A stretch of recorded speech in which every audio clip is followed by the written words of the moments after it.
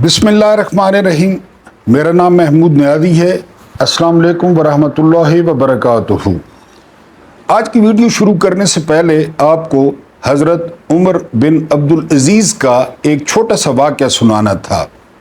वाक़या को यूँ है कि सुलेमान बिन अब्दुल मलिक जब मरने लगा तो उसने एक सील बंद लिफाफा दिया कि इसमें मेरे जानशीन का नाम है।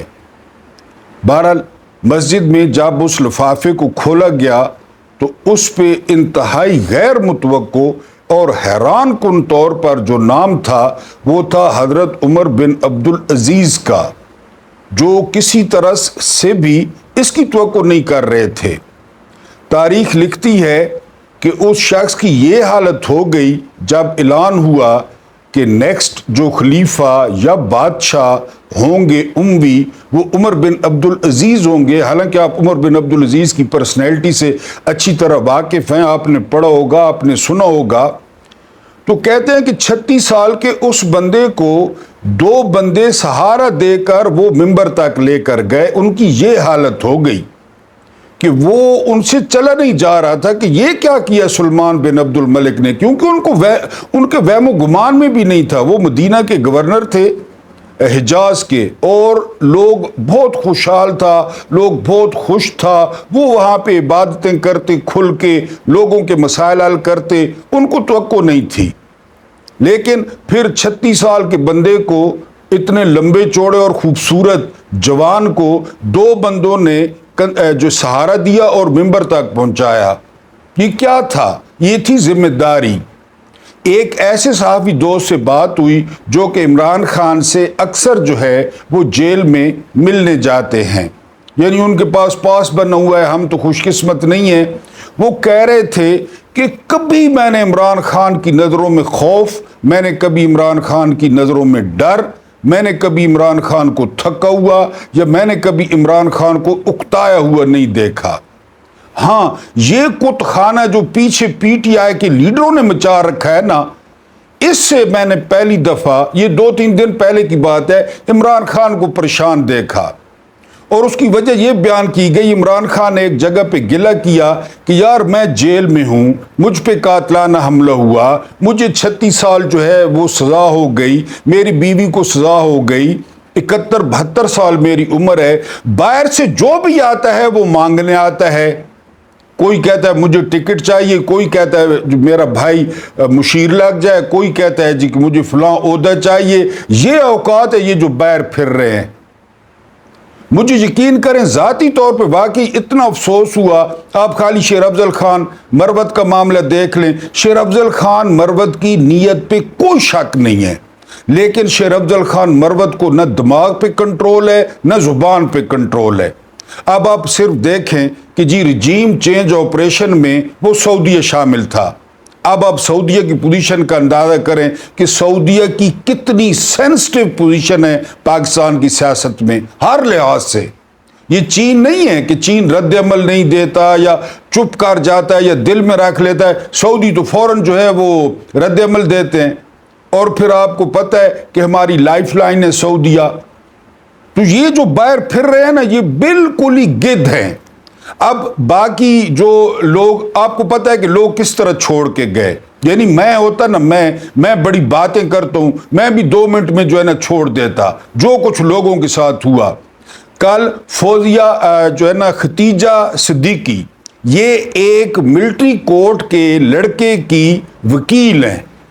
आपने बात पूरी और गौर से सुनी है। खतीजा सिद्दीकी ने कहा कि मुझे उस लड़के ने बताया कि पहले तो उन्होंने मुझ पे बहुत तशद्दुद किया कि जी तुम खुद इतराफ़ कर लो। कहते हैं मैं डटा रहा, यानी कि तकलीफ बर्दाश्त कर गया। कहते हैं उन्होंने मेरे सामने नाखून खींचने वाली मशीन ला के रख दी कि चलो आप देखते हैं।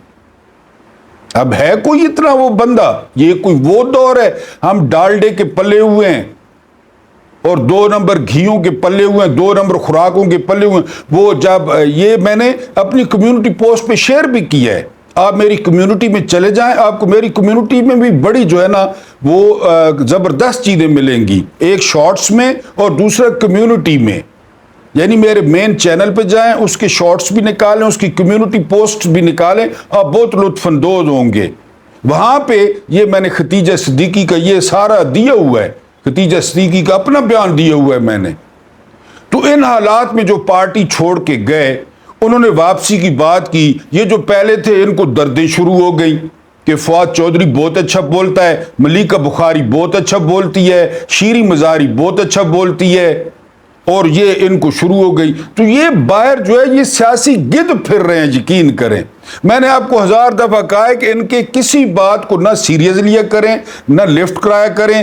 پی T I means Imran Khan اور Imran Khan means P T I, لیکن اندر بیٹھ کر یہ لوگ جو اس کو تنگ کر رہے ہیں، جو اس کو خراب کر رہے ہیں، جو اس کو دکھ دے رہے ہیں، تو لعنت ہے ایسی لیڈری پہ، کیونکہ وہ جو ہے جیل میں بیٹھ کر اس نے ان کو جتوا دیا۔ کون ان کو ووٹ دیتا؟ ان کو کون جانتا ہے کہ 1-1 لاکھ اور 2-2 لاکھ؟ آپ کو اپنے حلقے کا واقعہ سنا چکا ہوں، جہاں سے عمران خان، میرے حلقے میں عمران خان ہمیشہ جو ہے نا وہ پہلے دن سے وہاں سے لڑتے ہیں۔ وہاں پہ وہ ایک احسن جمال ہے جس کو ہم جانتے ہی نہیں تھے۔ پتہ کتنے ووٹ اس نے لیے ہیں؟ 2,17,000 ووٹ لیے ہیں اس نے، 2,17,000 خان صاحب کی سیٹ پہ۔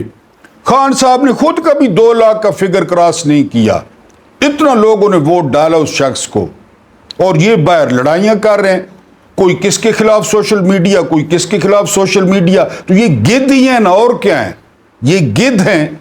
حالانکہ ذمہ داری تو میں نے آپ کو بتایا عمر بن عبدالعزیز کا قصہ، ذمہ داری جو محسوس کرے وہ تو پھر اس طرح ہوتا ہے کہ مجھ پہ جو ہے نا ذمہ داری جو ہے وہ آ گئی ہے۔ تو بات کرنے کا مطلب یہ ہے کہ یہ باہر گدھ پھر رہے ہیں، ان کے اپنے اپنے جو ہے نا وہ روٹی حلوے مانڈے لگے ہوئے ہیں، اور کبھی کس کے خلاف، کبھی سب سے کام جو ہے، اور پھر نون لیگ جان بوجھ کے کبھی شیر افضل کی تعریف کرتی ہے، کبھی کس کی، کیونکہ آپ کو پتہ نہیں ہے ان کا کہ یہ کس مینٹیلٹی کے لوگ ہیں۔ یعنی یہ جو ہے وہ پی ٹی آئی قیادت کو پیغام ہے کہ ذرا سی آپ میں شرم ہوتی، ذرا سا آپ میں حیا ہوتا، نہ ہم آپ کو جانتے ہیں، نہ ہم آپ کے پیروکار ہیں، ہم جس کے نظریے کے پیروکار ہیں نا وہ جیل میں ہے۔ میں کئی دفعہ آپ کو بتا چکا ہوں کہ غریب شہر تیرا خیر خواہ قید میں ہے۔ بس اس کے بعد ایک نیا انکشاف کیا ہے علی امین گنڈاپور نے۔ اب علی امین گنڈاپور کی جو پوزیشن ہے نا وہ بڑی سینسٹیو ہے۔ آپ جانتے ہیں ایک ہوتا ہے سیاسی لیڈر، جس طرح یہ دوسرے پھر رہے ہیں۔ اب علی امین گنڈاپور جو ہے وہ وزیر اعلیٰ ہیں۔ علی امین گنڈاپور نے کل خطاب کرتے ہوئے کہا ہے کہ عمران خان پہ دباؤ تھا کہ جی اسرائیل کو تسلیم کریں۔ وہی بلا تھیلے سے باہر آ گئے نا، بلی نہیں بلکہ بلا۔ وہ کہتے ہیں کہ پرویز خٹک جس کے ذریعے یہ پیغام بھیجا گیا، وہ میرے ساتھ کعبہ میں آئے۔ قرآن شران کی بھی میں بات نہیں کر رہا، میرے ساتھ کعبہ میں آئے اور وہاں پہ آ کر انکار کر دے کہ جو ہے وہ اسمبلی کے لان میں مجھے پرویز خٹک نے جو ہے نا یہ پیغام دیا کہ باجوہ کہتا ہے کہ خان صاحب آپ بہت سینئر ہیں اور آپ ان کے کلاس فیلو ہیں، آپ بہت قریب ہیں، خان صاحب کو کہیں کہ وہ اسرائیل کو تسلیم کریں۔ یہ جو ہے وہ علی امین گنڈاپور نے کہا ہے کہ عمران خان پہ یہ بھی دباؤ تھا۔ بقول علی امین گنڈاپور کے کہ 2 شرطیں تھیں، ایک شرط تھی اسرائیل کو تسلیم کرنے کی، دوسری شرط تھی مجھے 6 مہینے ایکسٹینشن دینے کی باجوہ کو، اور تیسری شرط تھی کہ ان کو سب کو یہ جو آپ زور دے رہے ہیں نا کرپشن ان کو جو ہے نا وہ دفع کریں، مشرف کی طرح NRO دے دیں۔ یہ 3 شرطیں تھیں حکومت بچانے کی کہ پھر ہم عدم اعتماد بھی واپس لے لیتے ہیں اور آپ کی حکومت چلتی رہے گی۔ عمران خان کہتے ہیں نا کہ میں اکثر سوچتا تھا کہ جتنا میں اس بات کے حق میں ہوں کہ کرپٹ لیڈروں کو جیل میں ہونا چاہیے، کرپٹ لیڈر پاکستان پہ مسلط نہ ہوں، میرا خیال تھا کہ جو ملٹری اسٹیبلشمنٹ ہے وہ بھی یہی چاہتی ہے، لیکن عمران خان بھولا آدمی ہے۔ ملٹری اسٹیبلشمنٹ تو ایسا نہیں چاہتی، وہ تو شرطیں رکھ رہی تھی کہ ان کو، اور پھر آپ نے دیکھ لیا۔ یعنی اس بات میں تو کوئی شک نہیں ہے نا کہ آپ نے دیکھ لیا پھر کیا ہوا۔ عدم اعتماد کے بعد کون آیا؟ چن کے کسی کو نہیں چھوڑا۔ مشرف کے بعد MQM کو 23 سیٹیں دے دی گئی۔ بالکل درست بات ہے یہ والی کہ ایک شرط یہ ہوگی۔ عمران خان نے اسرائیل کے معاملے پہ کہا کہ اسرائیل 2 صورتیں ہو سکتی ہیں، ایک صورت یہ کہ وہاں پہ دو ریاستیں بن جائیں، ایک فلسطین کی اور ایک اسرائیل کی۔ دوسری شرط یہ کہ فلسطین اسرائیل کو خود تسلیم کر لے۔ غور کریں فارمولے پہ، فلسطین اسرائیل کو خود تسلیم کر لے، پھر ہمارے پاس جواز ہی نہیں رہے گا۔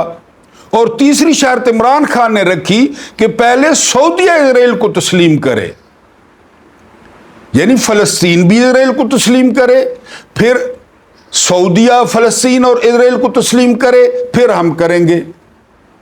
اور اس میں کیا زبردست لاجک دی خان صاحب نے۔ یہ کہتے ہیں نا خان صاحب کو سیاست نہیں آتی، اس سے بڑی جو ہے لاجک بن ہی نہیں سکتی تھی۔ اور وہ بار بار یہی کہتے کہ میں قائد اعظم کو اور اللہ پاک کو کیا منہ دکھاؤں گا۔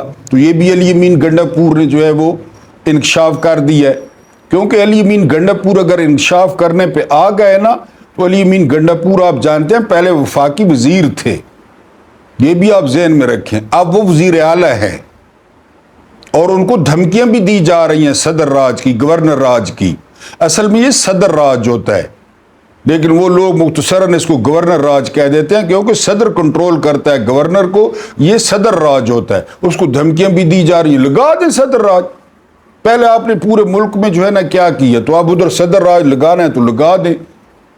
تو بہرحال یہ دباؤ تھا اس کا جنرل باجوہ کا کہ اسرائیل کو تسلیم کیا جائے۔ اب باجوہ کو کس نے کہا ہوگا یہ آپ مجھ سے بہتر جانتے ہیں، آپ زیادہ سیانے ہیں مجھ سے، یہ ابو جی نے کہا ہوگا، واشنگٹن ڈی سی نے، کیونکہ واشنگٹن ڈی سی کو پتہ ہے کہ یہاں اختیارات کس کے پاس ہوتے ہیں۔ وہ ایک دفعہ مودی کو کہا تھا کہ جی پاکستان سے مذاکرات کریں نا، تو مودی نے کہا تھا کس کے ساتھ کریں، ہمیں تو یہ نہیں سمجھ آتی مذاکرات کرنے کس کے ساتھ ہیں، اسلام آباد کے ساتھ کرنے ہیں یا پنڈی کے ساتھ کرنے ہیں، یہ حیثیت ہے ہماری۔ یہ مودی نے کہا کہ کس کے ساتھ مذاکرات کریں، تو واشنگٹن کو بھی پتہ ہے کہ یہاں کس کے پاس اختیارات ہیں، دیکھے اندیکھے، تو انہوں نے بھی باجوہ کو کہا۔ تو بہرحال یہ آپ کو رپورٹ کرنا تھا۔ دوسرا جو آپ کو مزیدار چیز رپورٹ کرنی تھی اور آپ نے دل پہ ہاتھ رکھنا ہے، اسٹیٹ بینک نے رپورٹ کیا ہے کہ 10 ماہ میں اس وقت بھی شہباز شریف تھا، جولائی سے اپریل، اور اب بھی ان 10 ماہ میں جو حکومت نے پرائیویٹ بینکوں سے قرضہ لیا ہے سود پہ، وہ لیا ہے 60 کھرب۔ 100 ارب کا 1 کھرب بنتا ہے، یہ بتا دوں اپنے سادہ ویورز کو، ویسے تو زیادہ تر جانتے ہوں گے۔ 100 ارب کا 1 کھرب بنتا ہے۔ انہوں نے کتنا قرضہ لیا ہے؟ 60 کھرب۔ کتنے مہینوں میں لیا ہے؟ 10 مہینوں میں۔ ذرا 60 کھرب کو 1 مہینے پہ تقسیم کریں، 1 مہینے کا کتنا خرچہ ہے؟ اور اگلا سوال چبھتا گیا کدھر گیا؟ پرائیویٹ بینکوں سے آپ گاڑی لیتے ہیں، یعنی 10 لاکھ کی گاڑی ہوتی ہے، آپ کو 3 یا 5 سال میں 15 لاکھ کی پڑتی ہے، آپ جانتے ہوں گے۔ ظاہر ہے بینکوں کا کاروبار ہے، آپ گھر کے لیے قرضہ لیتے ہیں، آپ جو ہے نا وہ گاڑی لیتے ہیں یا آپ کوئی اور چیز لے لیتے ہیں، تو وہ جتنے کی ہوتی ہے اتنا پیسہ آپ واپس کرتے ہیں؟ بالکل نہیں۔ اب انہوں نے 10 ماہ کے لیے 60 کھرب لیا ہے، 60 کھرب، دوبارہ بتا رہا ہوں، واپس کتنا کرنا ہوگا؟ آج کل کیا چل رہی ہے شرح سود پتہ ہے آپ کو؟ انٹرسٹ ریٹ کیا چل رہا ہے؟ 23%۔ 23% انٹرسٹ ریٹ چل رہا ہے۔ یہ 60 کھرب کتنا بنے گا؟ لیکن اس سے بھی اہم سوال کہ ہوا کیا ہے ملک میں؟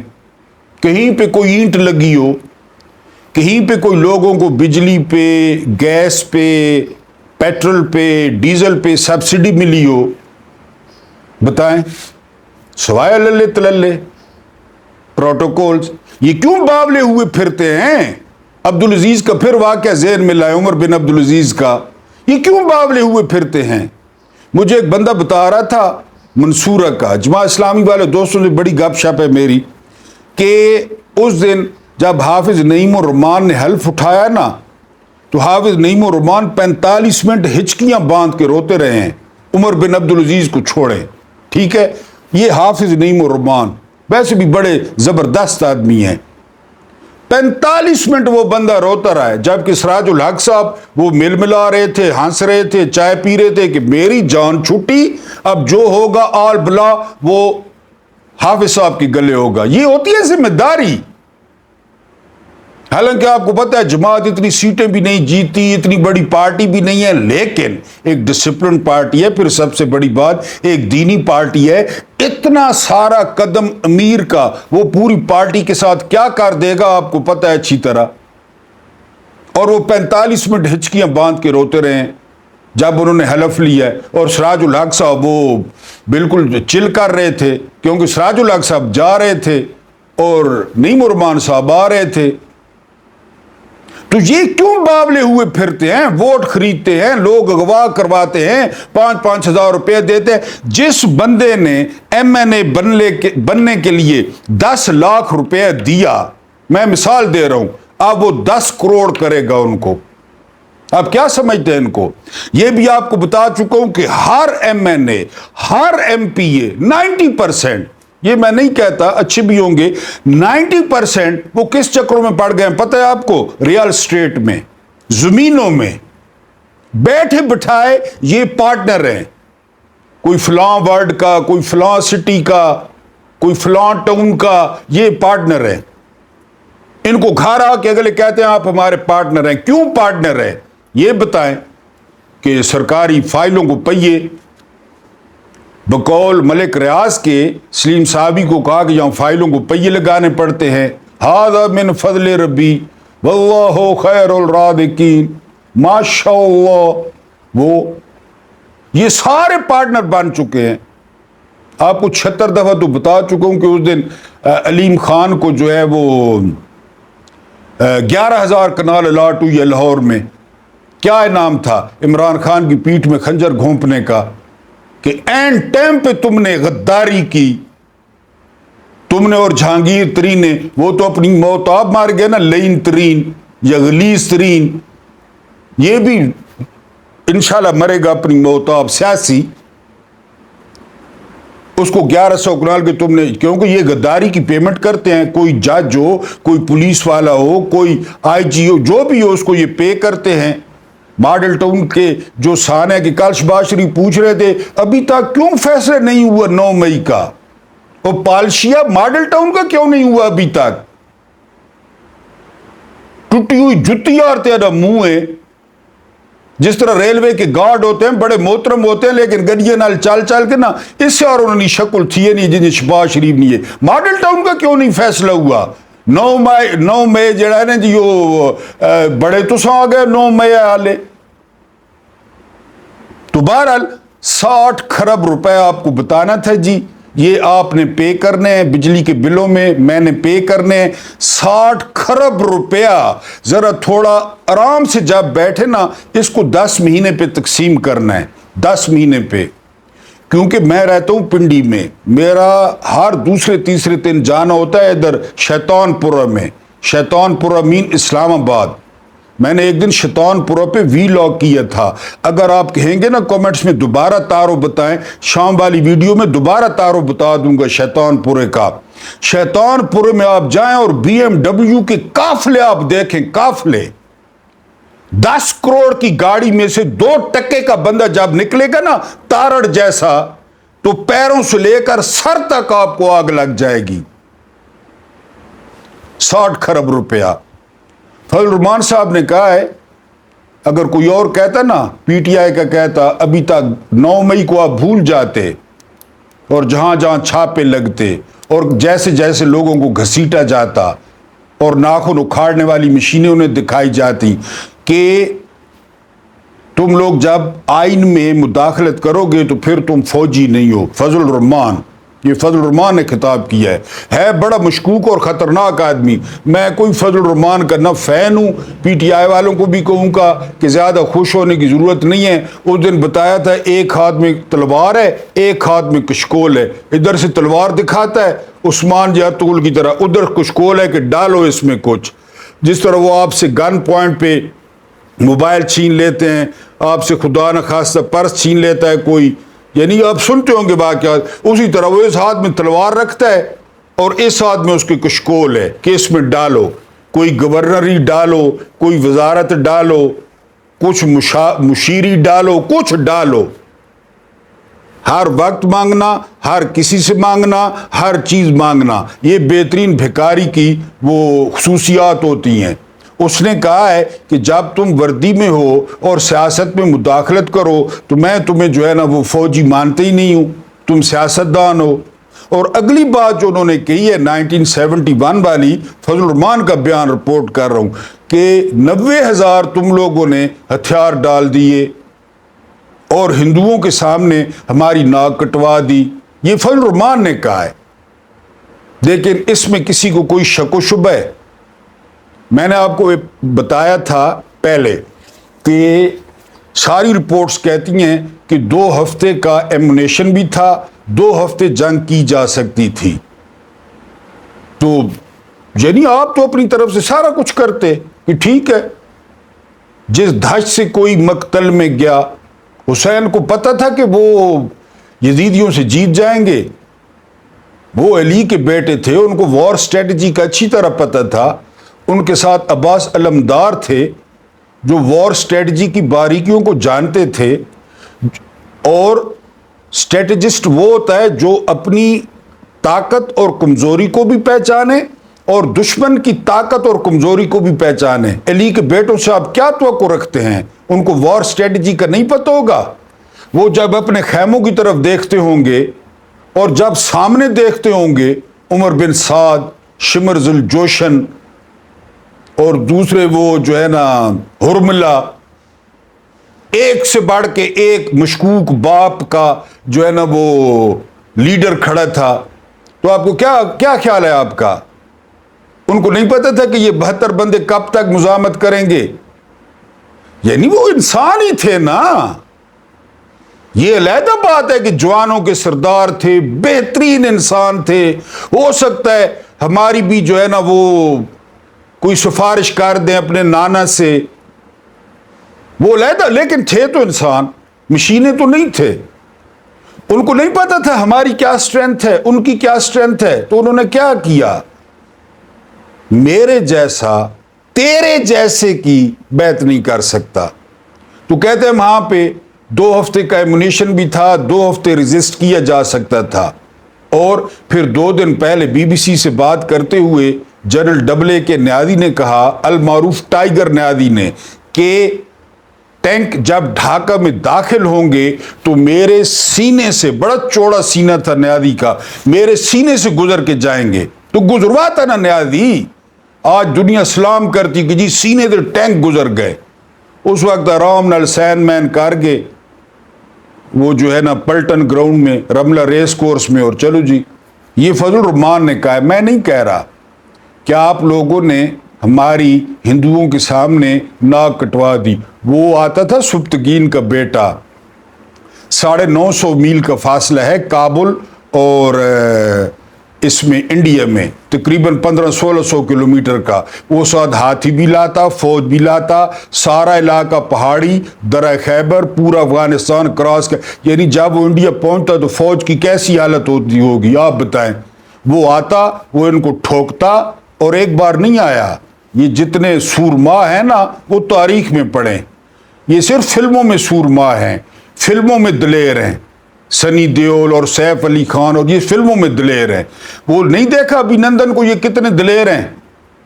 لیکن آگے کوئی ہو نہ آگے، پاکستان ریٹیلیٹ کرنے کا سوچے گا نہیں، پاکستان ریٹیلیٹ کرے گا، یہ کلندر نے کہا تھا، اور اگلے دن ریٹیلیٹ ہوا اور اس کو مونچھوں سے پکڑ کے لایا گیا۔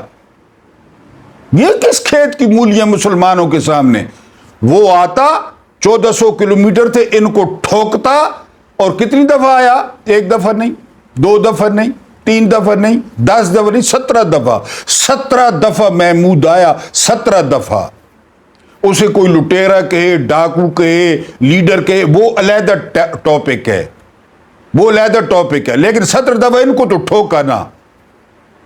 اور جس گجرات میں مودی نے مسلمانوں کے خون کی ہولی کھیلی، اسی گجرات میں سب سے بڑے مندر کے پڑخچے اڑا دیے سومناتھ کے محمود نے۔ اس وقت کعبہ کے 4 دروازے ہوتے تھے. یہ بات بھی آپ کی معلومات میں اضافہ کرتے چلوں, 4 دروازے ہوتے تھے حرم کے. ہر دروازے کے باہر نیچے کھدوا کے اور اس کے نیچے وہ سومنات کا جو مندر تھا نا, اس کے بڑے بڑے ٹکڑے جو ہے نا وہ گڑوائے تھے محمود نے, کہ جب ہر کوئی حرم میں داخل ہو تو اس کے اوپر سے, ان کے اوپر سے ہو کر داخل ہو اندر.